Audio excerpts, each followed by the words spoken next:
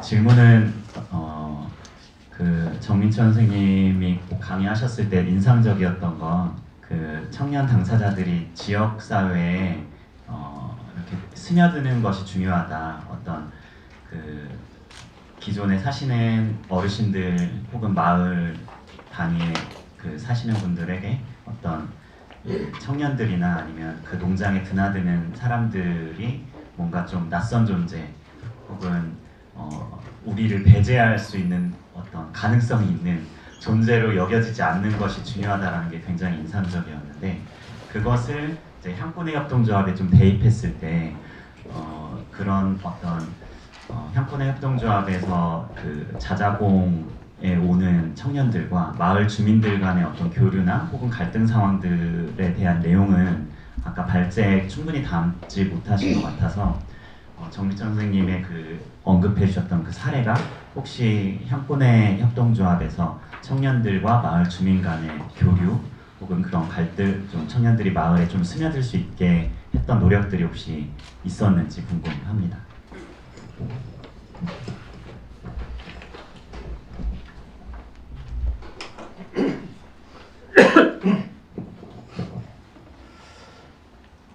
제가 아까 정민철 선생님 강의를 안 들어가지고 좋은 사례를 들은 게 없어서 저희 질문의 취지를 이해를 하는 거는 그 청년이 마을에 정착해서 살 때 원래 이제 주민 어르신들하고 갈등이 생길 수가 있는데 그런 것을 완화할 수 있는 사전적인 어떤 노력들이 뭐가 있는지 그런 질문인가요? 네, 그런 노력과 더불어서 혹시 그런 갈등들이 실제로 있진 않았는지.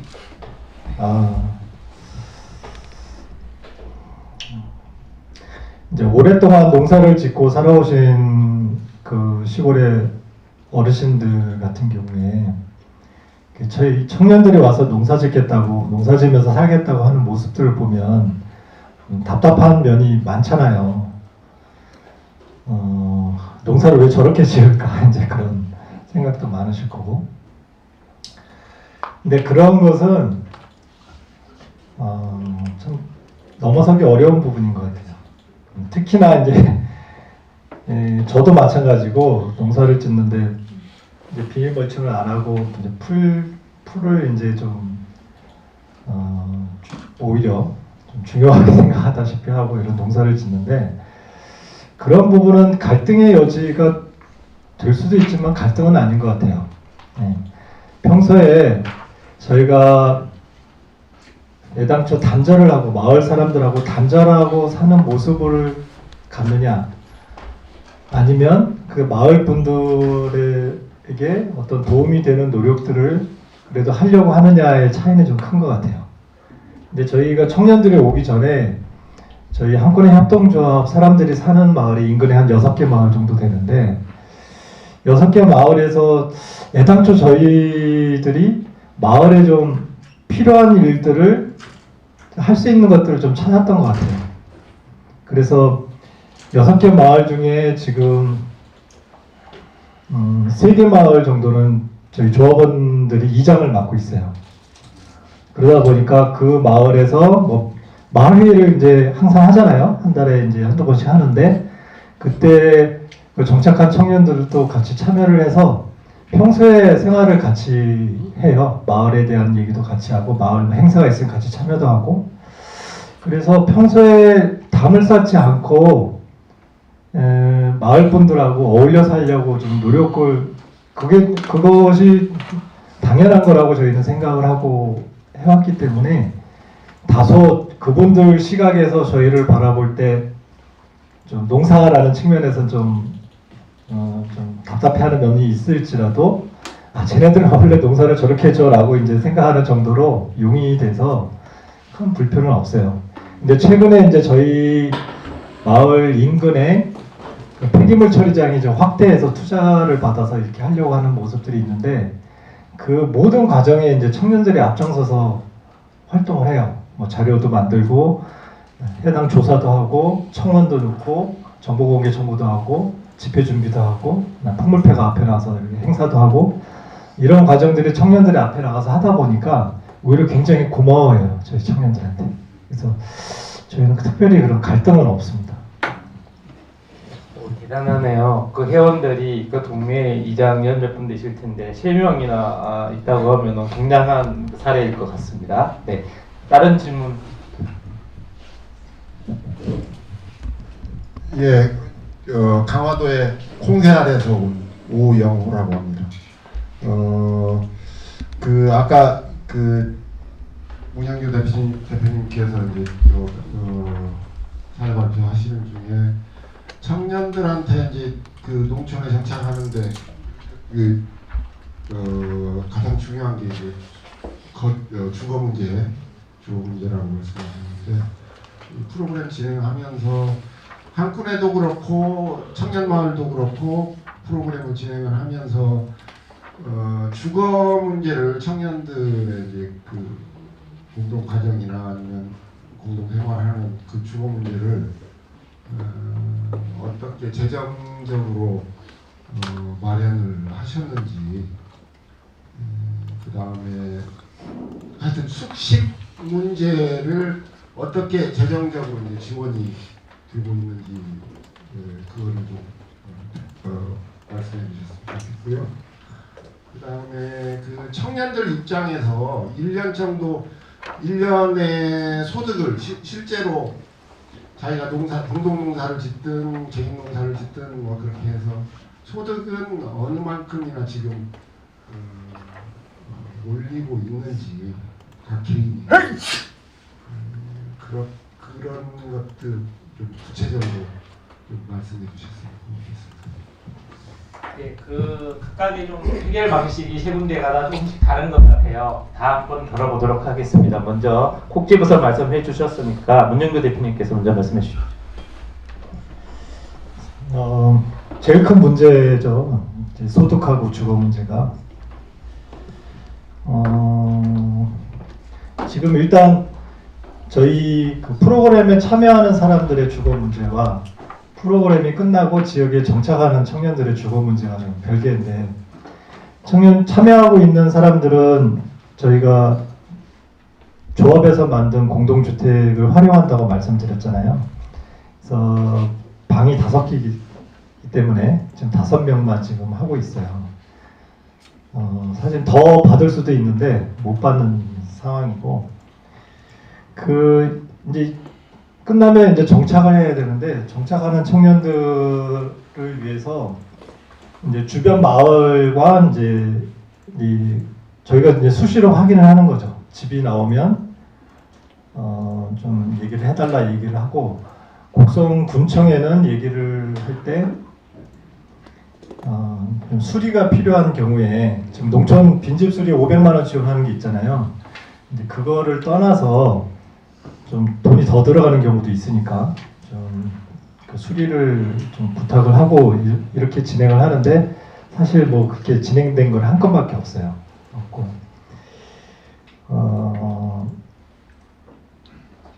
하여튼 백방을 알아보는 수밖에 없습니다. 주거는. 네. 그리고 이제 최초 이제 이런 일을 하기 전에 전 군수님 시절에 좀 면담을 해서 시골에 빈집조사, 전수조사를 해가지고 그것을 이제 수리를 해서 귀농하려고 하는 사람들한테 좀 장기 임대를 하는 것을 제안을 해서 그걸 한 차례 전수조사해서 시행을 하고 있어요. 그 전에는 곡성군의 그 귀농인의 집이라는 게 잠깐 뭐 며칠씩 있다 가는 것밖에 없었는데, 지금 예를 들면 6개월에서 1년 정도로 살 수 있는 제도를 만들어진 거는 저희가 제안을 해가지고 그 받아들여진 경우고, 지금 신임 군수님이 오셨는데 다시 또 전수조사를 하시더라고요. 그래서 그 부분을 청년들하고 어떻게 청년들이 활용할 수 있는 방법을 얘기하려고 하는 거고, 그다음에 청년 입장에서 소득은 어느 만큼 올리고 있는지, 근데 저희는 저희가 직접적인 소득 대안을 마련해 주는 건 없어요. 어차피 각자 도생이라고. 근데 이제 사례들은 있어요. 저희 1기로 처음에 이제 사회적 농장 프로그램으로 온 친구 커플인데, 그 친구 같은 경우에는 이런 얘기 바깥에서 자꾸 하지 말라고 하는데 얘기를 하면 작년에 그 4년 전에 왔는데 작년에 소득을 1,000만 원을 저축을 했어요.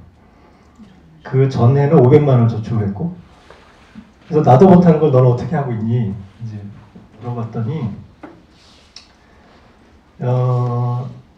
이 친구가 이제 알바를 하긴 해요. 알바를 하는데 이제 농한기 때 그 통계청에서 하는 여러 조사 사업 조사 알바가 있어요. 조사 종류도 굉장히 많더라고요. 근데 한 3개월 정도 걸쳐서 그걸 하고 있고 그 다음에 이 친구가 하는 게 매일 아침에 초등학교에 그 스쿨버스에 안전지도 하는 거를 하고 있어요. 그거를 하고 그 다음에 그 커플이라고 그랬잖아요. 그 여자 청년 같은 경우에는 학교에 방과후 교사로 일주일에 2클래스를 해요. 미술 교사로 활동을 하는데 그렇게 하다 보니까 뭐 1,000만 원을 저축을 한대요. 네. 그래서 이제 본인이 하는 얘기는 그 대신 그 친구의 장점은 뭐냐면 토마토만 한 30가지를 해요. 근데 토마토 농사만 짓는다는 얘기 아니라 토마토 하나만도 여러 다양한 어떤 그 종자들을 이제 모아서 이렇게 하고 있고 전체 농사 짓는 품목으로 따지면 한 100가지는 넘을 거예요. 그러니까 웬만한 건 다 자급자족을 해요. 그러니까 돈을 쓸 일이 없어요. 그렇다고 두 사람이 아주 원시적인 생활을 하냐? 그것도 아니에요. 때에 맞춰서 이제 나들이도 잘 가고 이제 집에서 자급자족이 안 되는 거는 뭐 해산물이나 이런 걸 좋아해서 사 먹으러 가기도 해요. 그런데도 그 정도 저축을 하더라고요. 그러니까 실제로 농촌에서 어느 정도 자기가 자급자족을 하겠다 생각을 하면 돈을 쓸 일이 별로 없다 보니까 그게 가능한 것 같아요. 그리고 이제 나머지 청년들도 보면은 월 이제 그 학교 텃밭을 또 많은 청년들이 한다 그랬잖아요. 텃밭에서 강사비로 해가지고 한 60만 원 정도씩은 또 용돈으로 벌기도 하고 그 다음에 작은 도서관의 운영장으로 이제 활동을 하는 친구 같은 경우는 큰 돈은 아니지만 3, 40만 원씩 이제 월 또 알바식으로 이렇게 하기도 하고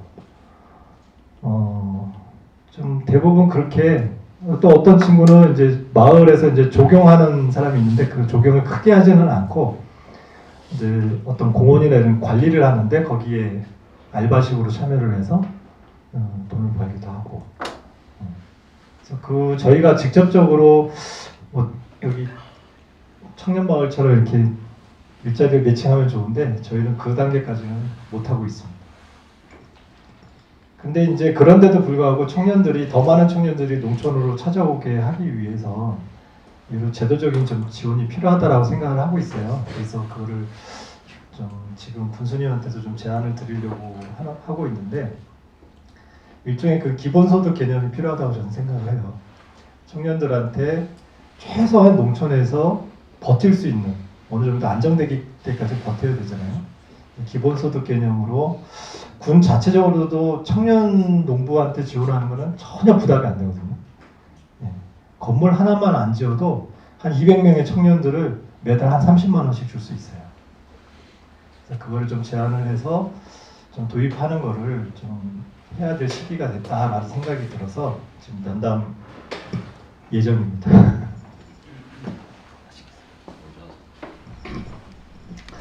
예, 저희도 이제 주거 문제부터 말씀을 드리면 저희가 어쨌든 여러 가지로 방 12개를 확보를 하고 있습니다. 그래서 청년들이 아까 발표에서 보면 한 5개월 정도의 유입 프로그램과 한 2년 정도의 우리가 이제 지원하는 플랫폼 그 다음에 독립을 이렇게 생각을 하고 있습니다. 그래서 기본적으로 청년이 들어와서 살겠다는 걸 하면 그 5개월까지 포함해서 한 2년 정도의 그 숙소를 제공하는 거죠. 근데 지금은 이제 올해 들어오는 친구까지 하면 방이 꽉 찼어요. 그런데 작년에 있었던 친구들 중에 이제 3명은 지역에 빈집을 하든지 아니면 누가 사라 그래서 그것들을 5년 정도의 주거 공간을 해서 그렇게 보낸 친구가 3명 있고, 그 다음에 지금 있는 그 방 12개가 올해 사업을 하면 딱 다 차요. 이 친구들이 나가야 내년에 또 새로운 청년이 들어올 수 있는데, 그러면 이제 지역에 있는 빈집을 다 찾아봤었을 때 청년이 살만한 빈집은 없는 거예요.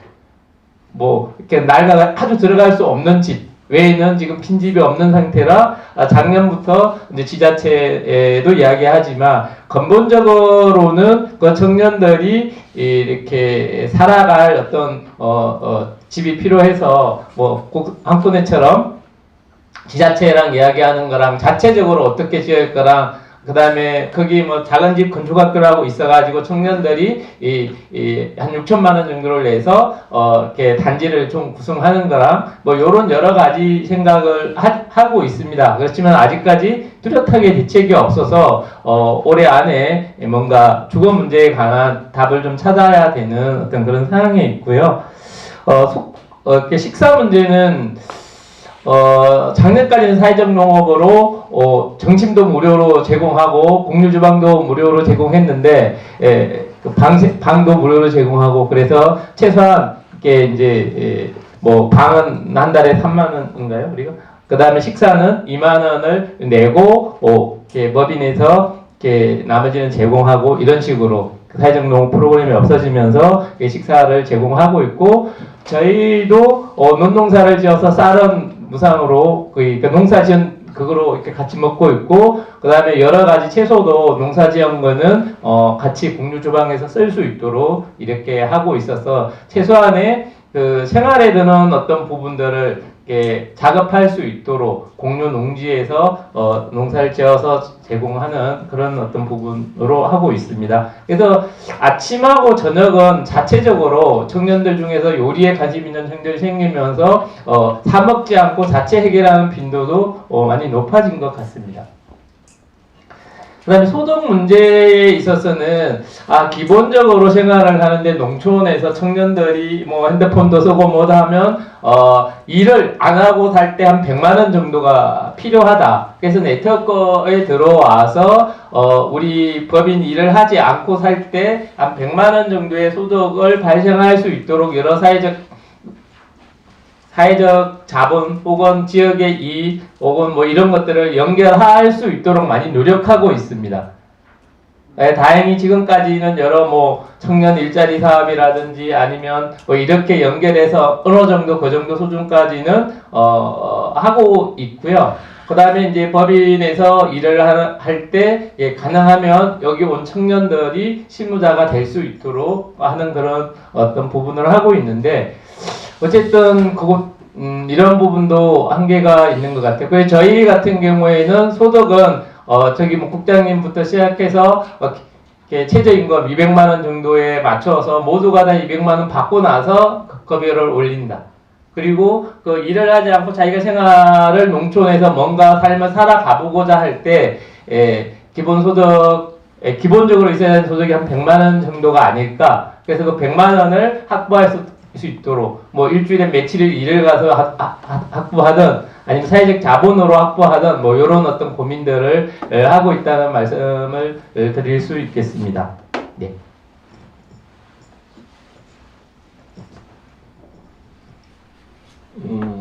이거는 뭐 계속 고민이 됩니다. 예를 들면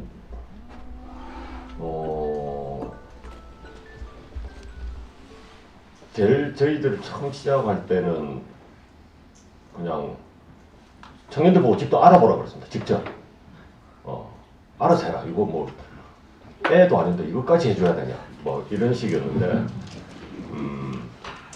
그 이후에 이제 자꾸 문제가 생기더라고요. 교통편도 문제가 생기고 뭐 이러길래 그 다음에 저희들이 썼는 방식이 마을에 빈집이 나오면 농장에서 그거를 임대를 해버립니다.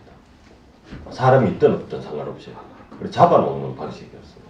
그리고 거기에 청년들이 그거를 농장이 2개 정도를 임대한 상태에서 청년들이 오면 그곳에 입주를 시키고 한 가구에 한 4명 정도씩 들어갈 수가 있게 하는 식으로 하다가 지금 보면 저희들이 그때 너무 거칠었죠. 뭐 숙소가 사람 이런 말하면 좀 이상하지만 살기에는 너무나 힘든 곳이었는데 아니 뭐 모르겠다 그냥 살아라 뭐 나도 방법이 없어 뭐 이런 식이었고 그러다 보니까 여기 도저히 안 되겠다 집을 지어야 되겠다고 해가지고 아까 말씀드렸지만 여자 주택을 하나 지었고 이런 식으로 가는데 이제 여자 주택을 지었지만 그만 말씀하셨지만 아니 누가 1년 살았는데 그 다음에 또 새로 누가 들어오면 그걸 비워줘야 되잖아요.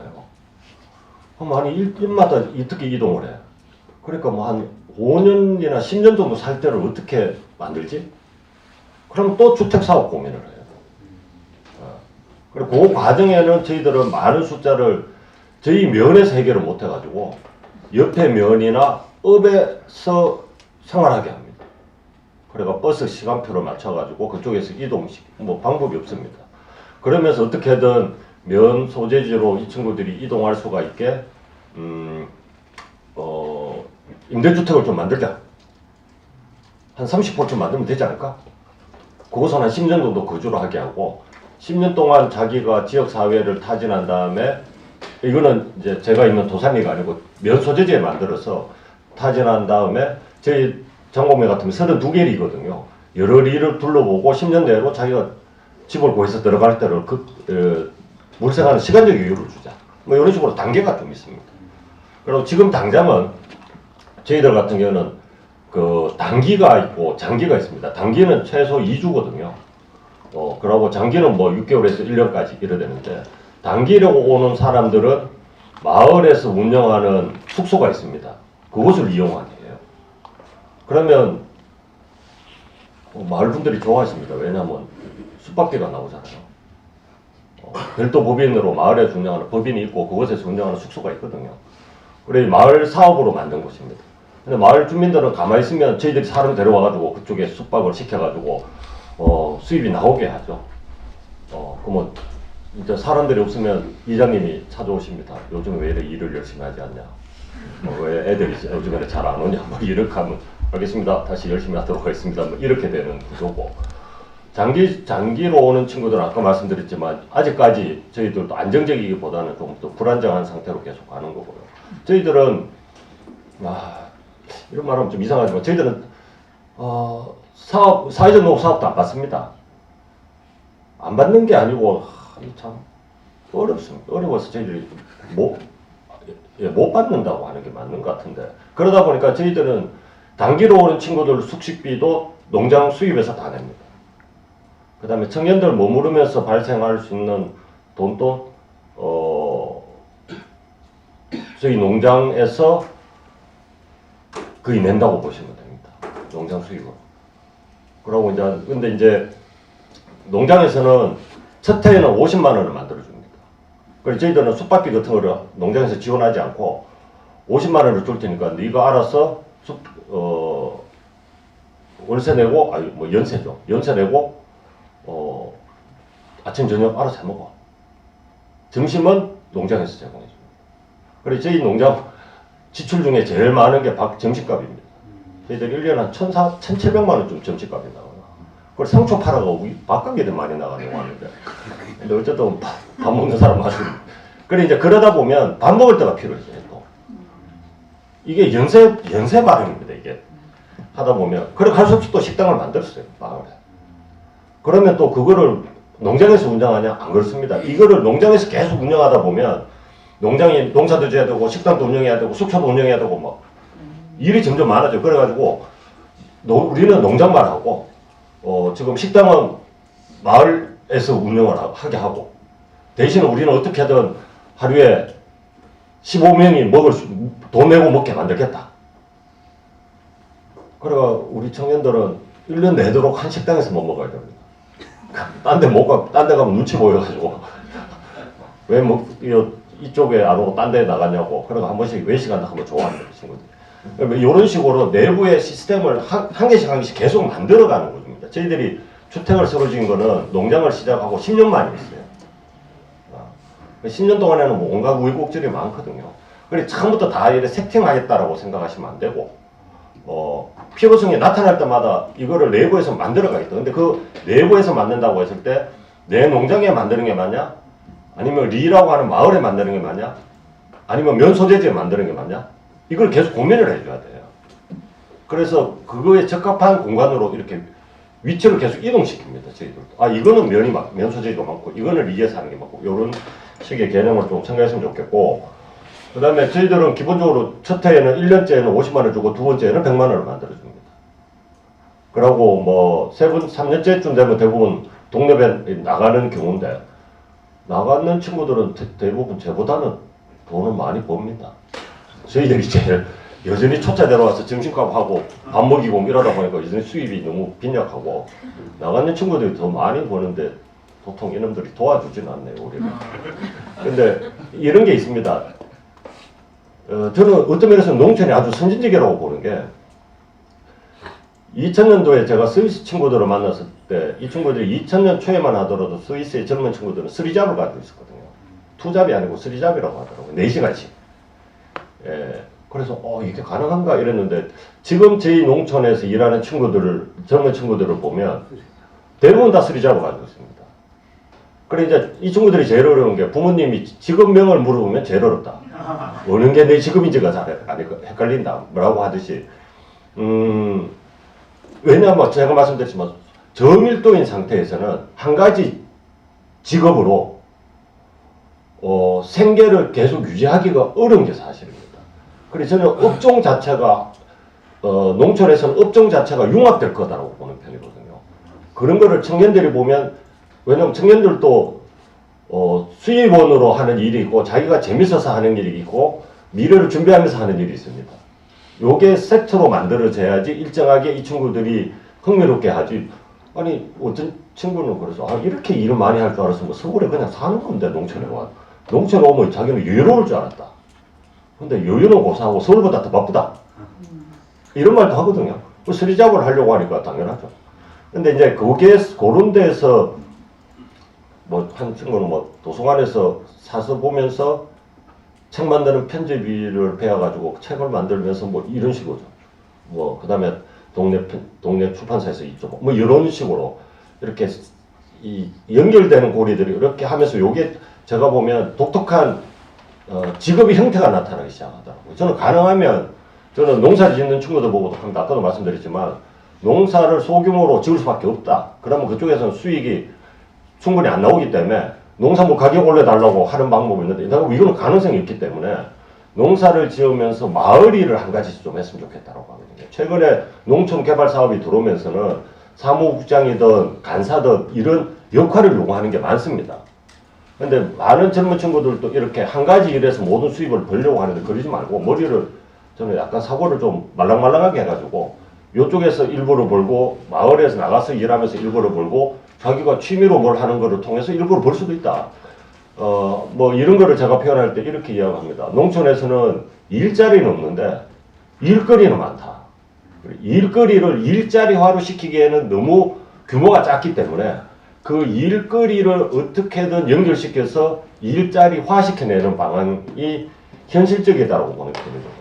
물론 농업만 가지고 먹고 살리다는 친구도 있지만 요런 식의 좀 새로운 접근 방식이 농촌에서는 당장은 필요하다. 그 일거리를 일자리로 만드는 사례 같은 경우에 이제 지역의 생태계를 만드는 것 같아요. 생태계를 처음 만드는 시작하기는 되게 힘든데, 홍동 같은 경우에까지 장곡면 같은 경우는 생태계가 일정적으로 갖춰져 있기 때문에 일자리로 가는 경우는 좀 더 다른 지역보다는 쉬울 거라고 생각하고, 저희도 청년들이 정착해서 청년들의 생태계에 갖추는 부분들이 제일 중요한 것 같아요. 청년들이 숨쉴 수 있는 자기네 문화 생태계가 조금이라도 있느냐 없느냐가 정착하는 데 굉장히 중요한 역할을 하는 것 같고요. 저희도 이제 1년 혹은 2년 돼서 자기가 뭔가 뭐 목공소든 아니면 예술 프로그램이든 아니면 집수리든 이런 걸 할 수 있게 됐었을 때 사회적 농업으로 성장한 청년들이 주체가 돼가지고 서비스 공동체를 지역에서 지역 이장, 뭐 주민자치회장, 뭐 학교 면장 이런 사람하고 같이 요양원 이런 거 해가지고 지역 서비스 공동체를 하면서 그 서비스를 제공하는 주체가 그 청년들이고 서비스를 요청하는 주체가 그 마을의 운영위원회라고 하는 지역의 지금 리더들인 거죠. 그렇게 연결해서 청년들이 하고 있는 이 자기가 좋아해서 창업한 이 일을 지역의 서비스로 공식적으로 이렇게 제공하고 이 실무를 또 여기에 있던 청년이 이 돌봄 반장이 돼서 실제로 지역 서비스 공동체를 운영하는 이제 사례가 올해 지금 진행되고 있습니다. 이런 식으로 자기가 하려고 하는 어떤 일거리를 일로 만들어가는 과정들이 하나의 청년 정착 생태계를 만들어가는 과정이기도 한 것 같습니다. 시간이 우리가 12시 30분까지인데 30분의 배식이 마감입니다. 그래서 20분까지 여기서 마쳐야 되기 때문에 질문 하나만 더 받도록 하겠습니다. 여기에 새로운 분. 네.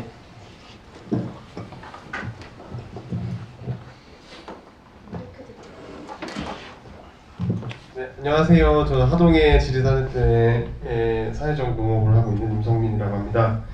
저 여쭤볼 게 있는데 저희도 올해 이제 2년차 지금 사회적 농업 농장을 하고 있고 그래서 그 사례 중에 이제 협동조합 같은 경우는 정민철 대표님 같은 경우는 꼬마 농부학교에 대한 프로그램에 궁금증이 좀 있었고 그 다음에 학군의 대표님에서는 이제 사회적 농업활동 할장에 266쪽에 보면 이제 초중고등학교 학생들 대상으로 이제 텃밭 생태 정화를 하신다고 했는데 이게 그 사진을 보니까 학교 텃밭에다가 텃밭을 이렇게 해주는 교육을 하신 것 같은데 이제 저희 같은 경우는 저는 이제 2년차이기도 하고 좀 좁게 생각한 게 꼭 농장으로 교육생들이 와서 이렇게 해야 된다고 좀 생각을 해서 이번에 저희 교육도 웬만하면 저희 농장에서 이렇게 해야지라고 생각했는데 그 학교로 직접 찾아가서 이렇게 해도 되는지 좀 이런 것도 궁금했고 꼬마 농부학교에서도 이제 장국초등학교 돌봄반 학생들 대상으로 이렇게 했다면 돌봄반 학생들의 정확한 대상이 좀 이렇게 몸이 안 좋은 친구들인지 아니면 그냥 일반 학생들 아동 대상이었는지 조금 궁금해서 그런 쪽으로 좀 프로그램을 알려해 주시면 좀 많은 도움이 될 것 같습니다.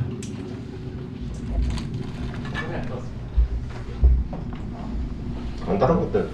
네. 보통 이제 특수반이죠. 근데 이제 이건 저희들이 하는 게 아니고 행복농장에서 하는 건데, 보통은 학교가 좀 크면 특수반 학생들이 있고 특수반 선생님이 계시는데, 장곡 초등학교 같은 경우 학생 수가 적다 보니까 특수반이 만들어지지를 않아요. 그래서 근데 학교에는 이제 약간 장애를 가지고 있는 내지는 이런 친구들이 있거든요. 근데 그 친구들은 일반 수업에는 같이 통합형이니까 같이 참가를 하지만 그 친구들을 위한 프로그램으로 농장에서 이 친구들만 한 3명 정도를 데리고 나오게 합니다. 선생님 보고. 그러면 농장에서 2주에 한 번 정도씩 농장에서 생활을 같이 뭐 여러 가지 할 수가 있게 하는 게 꼬마 농부 프로젝트였습니다.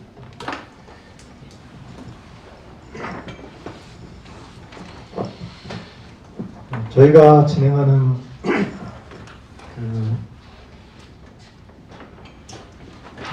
그 학교 학생들과 함께하는 그 내용을 잠깐만 아까도 설명드렸는데 좀 다시 말씀드리면 그 예당초 교육적으로 접근을 했어요. 아이들한테도 생태적인 감수성을 키우고 생태적인 문제에 대한 인식을 하고 그걸 자기의 윤리적인 측면이든 행동적인 측면이든 생각할 수 있는 기회를 좀 만들어야겠다라는 생각을 가졌었고 그래서 이제 우리 농장으로 찾아오는 방식은 그간 많이 해오던 방식이잖아요. 그 소위 체험이잖아요. 그 일회성 내지는 몇 회를 온다 하더라도 그건 하나의 이벤트밖에 안 돼서 교육적인 목적하고는 좀 한계가 있다라는 생각을 가져서 중요하게 생각하는 학교 안에다 텃밭을 만드는 게 중요하다고 저는 생각을 했고 학교 안에 그 텃밭을 학교 선생님이나 학생들이 일상적으로 접하고 자기가 그거를 돌보고 관리하는 주체로 학교 생활을 보내는 거가 중요하다고 생각을 했어요. 그래서 그런 내용으로 교육지원청장님을 면담을 했고 곡성군에는 이제 미래교육재단이라는 이제 출자된 재단이 교육 사업을 하는 재단인데 거기 얘기를 해서 그냥 또 개념 없이 막 자기 편한 대로 이제 학교를 들어가서 이런 프로그램을 진행하면 중구난방이 되니까 교육적인 목적을 가지고 하는 학교 생태 텃밭을 하는 그 준비된 사람들을 이제 양성을 하자 해서 그 학교 생태 텃밭 정원 교육농 양성 과정이라는 걸 만들었었어요. 그래서 첫 해는 한 30명 정도가 수료를 했고 두 번째는 한 15명 정도 수료를 했고 그 사람들이 지금 주교사, 보조교사로 참여를 하고 있는데 이제 그거 자체를 처음에 제안을 하고 그런 과정을 만들어낸 거가 이제 제가 했기 때문에 저희 사회적 농장에 있는 청년들이 대부분 다 참여를 하도록 이제 설득을 해서 참여를 했던 거죠. 물론 그러한 것이 모두가 그 활동을 하는 건 아니에요. 청년들 입장에서는 아직 내가 농사 진지 1, 2년밖에 안 되는데 내가 학생들하고 농사를 뭐 주교사로 참여한다는 거죠. 부담이 되기 때문에 지금 주교사로 참여하는 친구는 2명이고 이제 보조교사로 한 5명 정도가 참여를 하고 있고 그래서 자체적으로 그런 경험을 쌓으면서 이제 주교사로 학교에 이제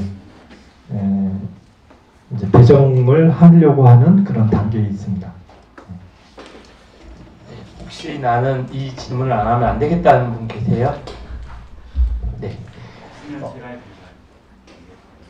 이렇게 네 간단하게만 간단한 네. 건데요.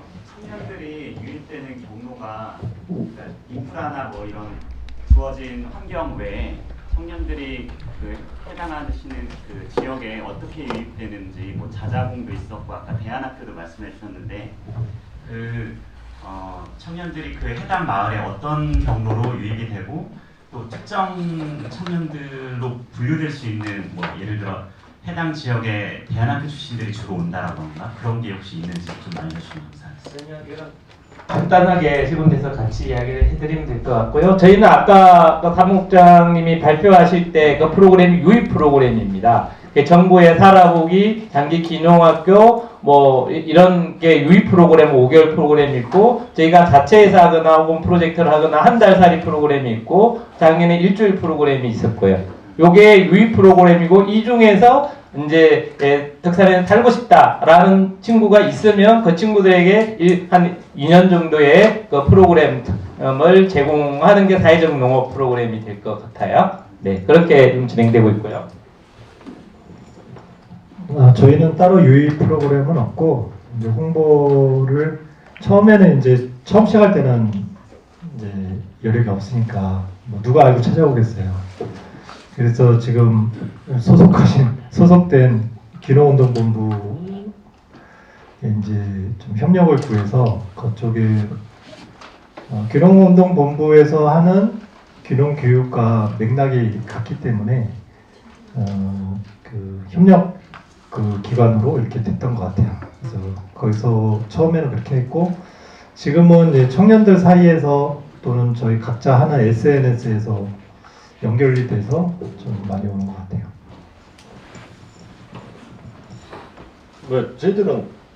저희들도 기본적으로는 그냥 아름아름으로 내지는 우연히 어쩌다 보니 막 이렇게 오는 경우가 장기적으로 있는 친구들은 대부분 그런 식입니다. 뭐 저희들은 홍보도 하지 않고 뭐 별도 단기 프로그램이 있는데 단기 프로그램을 통해서 장기로 넘어오는 친구는 잘 없더라고요. 그래도 한두 명 있기는 있거든요. 뭐 이주하는 친구도 단기에서는 있기는 있는데 장기로 있는 친구들은 대부분 우연히 오는 친구들이 주고 의도적으로 최근에 이제 지역에 있는 풀목학교 학생들을 이렇게 끌고 오려고 노력을 하고 있는데 잘 안 되고 있습니다. 근데 간혹 한두 명씩 이렇게 나타나고는 있기 때문에 뭐 요런 것도 접근하고 있고 단기로 하는 거는 뭐 혹시나 참고되실지 모르겠는데 예전에는 퍼보에서 하던 거였고 지금은 주체가 애매한데 별의별 이주 땡땡이라고 하는 사업이 있거든요. 그 사업 방식이 청년은 서울에서 모집하고 현장은 있으면 현장 전국에 있는 현장 5군데에서 그 청년을 그냥 받아서 해주는 거잖아요. 뭐 그런 식으로 2주씩 오는 친구들은 1년에 한 50명 있고, 근데 최근에 그 친구들 먹이고 재운다고 아주 지출이 심해가지고 한데 어쨌든 그런 단계적인 과정이 경로가 있습니다. 답변 감사합니다.